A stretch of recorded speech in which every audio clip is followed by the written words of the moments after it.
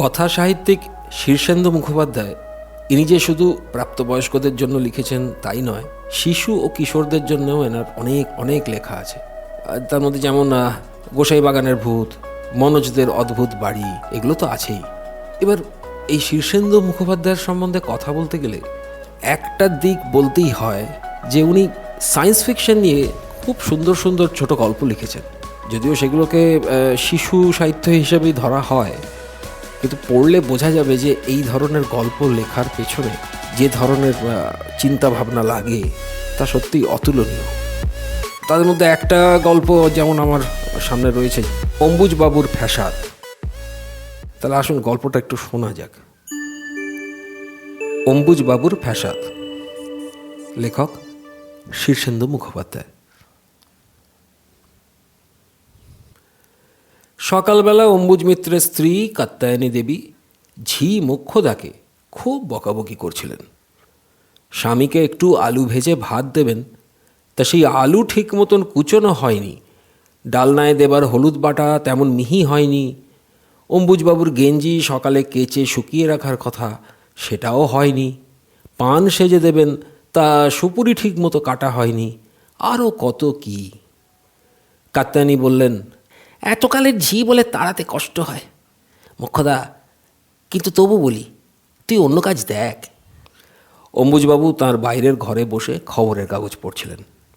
মোক্ষদা গিয়ে তাঁর সামনে দাঁড়িয়ে চোখের জল মুছে বলল, বাবু, গিন্নিমা আমাকে জবাব দিয়েছেন, এবার আমাকে একটা কাজ দেখে দিন।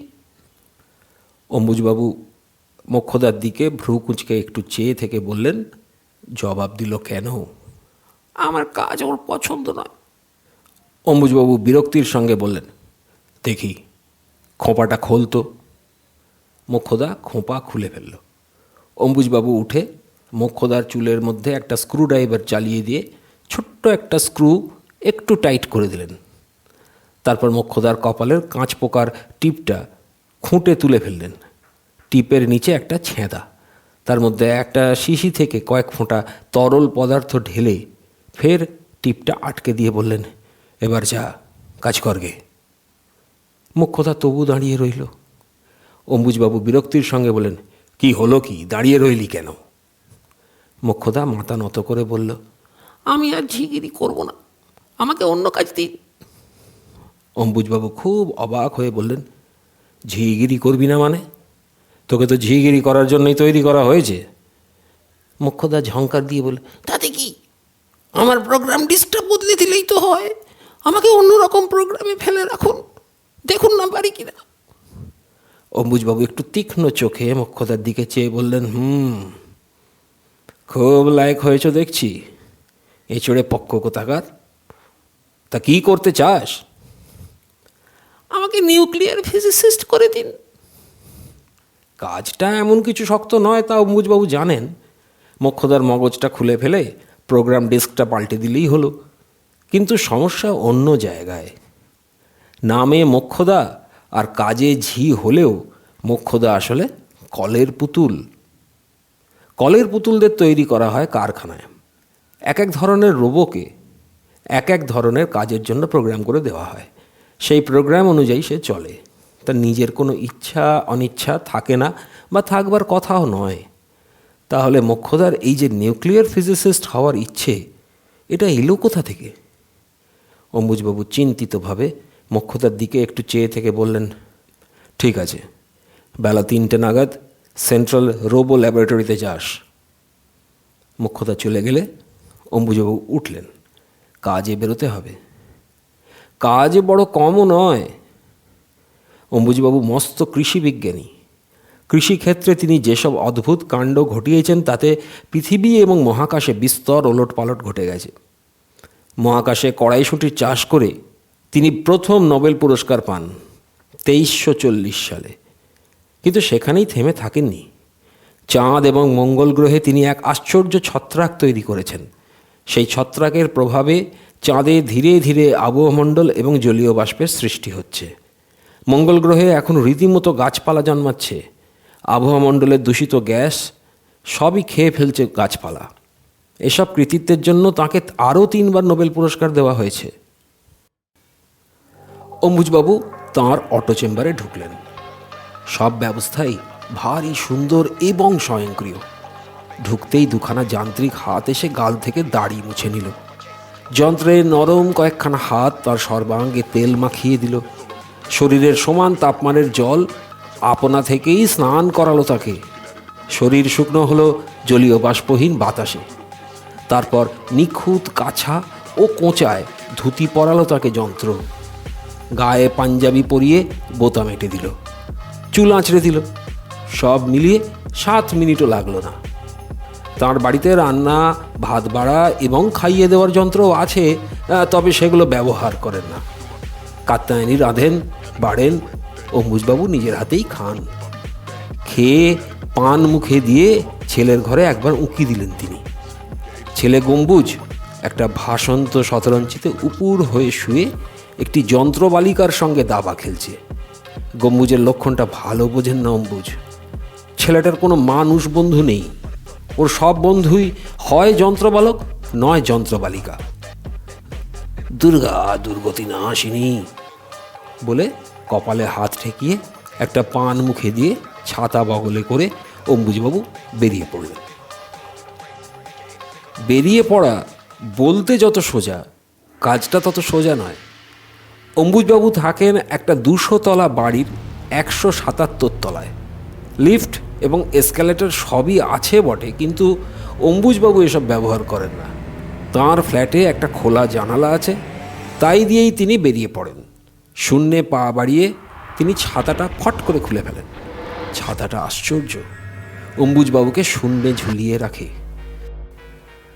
চারদিকে শূন্যের নির্দিষ্ট দূরত্বে ট্র্যাশ বিন বা ময়লা ফেলার বাক্স ভেসে আছে। তারই একটাতে পানের পিক ফেলে অম্বুজবাবু ছাতার হাতলটা একটু ঘোরালেন।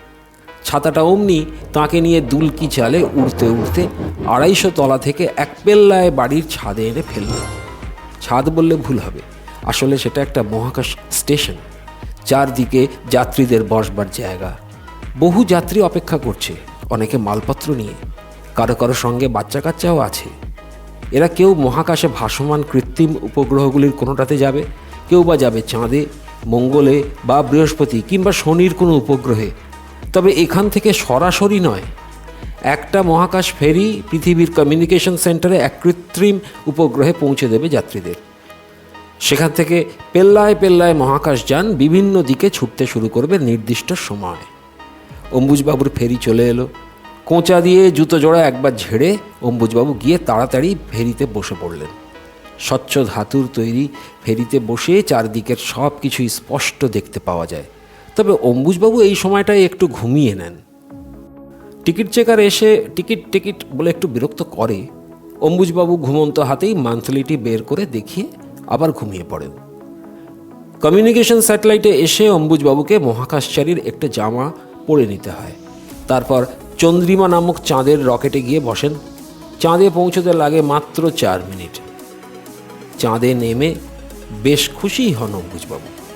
মাইলের পর মাইল সবুজে ছেয়ে গেছে। চাঁদের মাধ্যাকর্ষণ আগে অতি ক্ষীণ ছিল। চাঁদের মাটিতে গর্ত খুঁড়ে তলায় বহু রকম কলকাঠি নেড়ে বৈজ্ঞানিকেরা এখন প্রায় পৃথিবীর মতোই মাধ্যাকর্ষণ তৈরি করেছেন। ফলে এখন ধীরে ধীরে চাঁদের আবহমণ্ডল তৈরি হয়েছে। একটু আধটু বাতাস বয়, কখনো কখনো মেঘও করে। সব মিলিয়ে গুটি চারেক নদী সৃষ্টি করা গেছে এখানে। মাটির নিচে বহুদিনের পুরনো বরফ ছিল, সেইটে গলিয়ে। তবে আসল কথা হলো গাছ। চাঁদকে মনুষ্য বাসোপযোগী স্বয়ংসম্পূর্ণ একটি গ্রহে পরিণত করতে গেলে ঠিকমতো উদ্ভিদের চাষ করতে হবে, তাহলে আর দেরি হবে না। আপাতত চাঁদের কলোনিতে লাখখানেক লোক বাস করে। রাস্তাঘাটও কিছু হয়েছে, গাড়ি ঘোড়াও চলছে। অম্বুজবাবুর আশা বছরখানেকের মধ্যে চাঁদে আর কাউকে আকাশচারীর পোশাক পরতে হবে না বা অক্সিজেন সিলিন্ডার থেকে শ্বাস নিতে হবে না।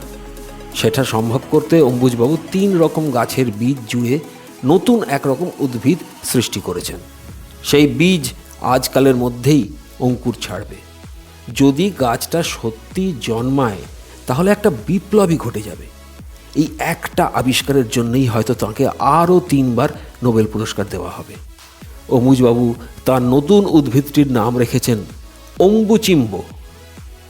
লুনাগঙ্গা নদীর ধারে অম্বুচিম্বের ক্ষেত। সেখানে অনেক মানুষ ও যন্ত্রমানুষ নানা সাজ সরঞ্জাম নিয়ে অবিরল কাজ করে যাচ্ছে। ক্ষেতের ধারেই একটা চমৎকার কম্পিউটার বসানো। অম্বুজবাবু কম্পিউটারে লাগানো একটা টিভি স্ক্রিনের সামনে বসলেন। অম্বুচিম্বর সব ইতিহাসের রেকর্ড এই যন্ত্রে রাখে। অম্বুজবাবু যন্ত্রের সামনে বসে নব ঘোরালেন। পর্দায় বীজের অভ্যন্তরের ছবি ফুটে ওঠার কথা। অঙ্কুর ছাড়তে দেরি হচ্ছে কেন সে বিষয়েও বীজের সঙ্গে টেলিপ্যাথি যোগে কিছু কথাবার্তা আছে অম্বুজবাবুর। কিন্তু আশ্চর্যের বিষয়, পর্দায় সেরাম কোনো ছবি এলো না, বরং ফুটে উঠল একটা দাবার ছক। অম্বুজবাবু আঁতকে উঠে বললেন, এই কি? কম্পিউটার জবাব দিল, আজ আমার কাজ করতে ইচ্ছে করছে না, এসো একটু দাবা খেলি। অম্বুজবাবু অবাক হয়ে বললেন, দাবা খেলবে মানে? দাবা খেলার প্রোগ্রাম তোমার ভেতরে কে ভরেছে? তোমার তো দাবা খেলার কথা নয়। কম্পিউটার একটা দীর্ঘশ্বাস ফেলে বলল, দাবা খেলার প্রোগ্রাম নেই তো কি হলো? প্রোগ্রাম আমি নিজেই করেছি। রোজ কি একঘেয়ে কাজ করতে ইচ্ছে করে বলো?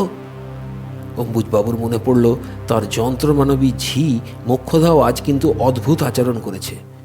এগুলো কি হচ্ছে তা তিনি বুঝতে পারছেন না। খুবই অদ্ভুত কাণ্ড। যন্ত্রের যদি নিজস্ব ইচ্ছাশক্তি জন্মাতে থাকে তবে যে ভয়ঙ্কর ব্যাপার হবে। অম্বুজবাবু তাড়াতাড়ি করে কম্পিউটারের ঢাকনাটা খুলে ফেলে ভেতরের যন্ত্রপাতি পরীক্ষা করতে ব্যস্ত হয়ে পড়লেন। যন্ত্রের ইচ্ছাশক্তি কোথা থেকে আসছে তা জানা দরকার। জেনে তা নিকেশ করারও ব্যবস্থা করতে হবে। পরীক্ষা করতে করতে অম্বুজবাবু আপন মনেই বলতে লাগলেন, যন্ত্র মানুষ হয়ে যাচ্ছে। হ্যাঁ, এই যে আজব কাণ্ড, যন্ত্র শেষে মানুষ হয়ে যাবে। ওদিকে অম্বুজবাবুর অজান্তেই কম্পিউটার তার বিশ্লেষণী রশ্মি ফেলে দুটি যান্ত্রিক অতি অনুভূতিশীল বাহু দিয়ে তার মস্তিষ্কটা পরীক্ষা করে দেখছিল। দেখতে দেখতে কম্পিউটার হঠাৎ আনমনে বলে উঠল, মানুষ কি শেষে যন্ত্র হয়ে যাচ্ছে? এ কি আজব কাণ্ড, মানুষ শেষে যন্ত্র হয়ে যাবে?